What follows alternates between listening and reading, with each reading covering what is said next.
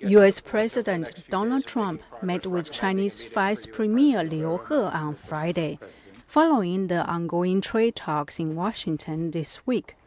Trump said he expects to meet with Chinese President Xi Jinping soon, and they may nail down the final points of a trade deal. Ultimately, I think the biggest decisions and some even smaller decisions will be made by President Xi and myself, and we expect to have a meeting sometime in the not-too-distant future. While China has committed to buying more American goods, and progress is seen amid reports that both countries are working to finalize details of a trade agreement.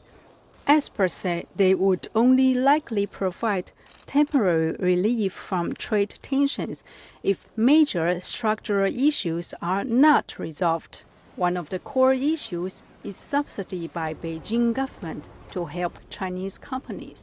I think in terms of subsidies for state-owned enterprises and domestic technology firms, it's going to be very difficult for China to move on that because their position is this is essential to our national development. Every country has the right to develop in its own way.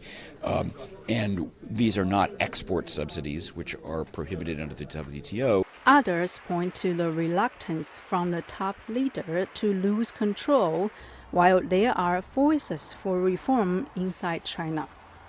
I think Xi Jinping himself is the biggest vested interest when it comes to the Chinese economy. So I'm not optimistic. I think there are plenty of economic reformers that have been making this case for the past 6 years.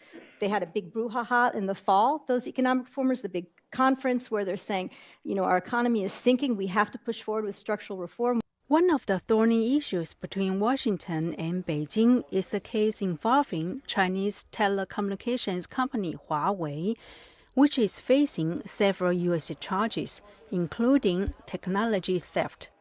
Trump said he could include Huawei in the trade deal. Nike Ching, VOA News, Washington.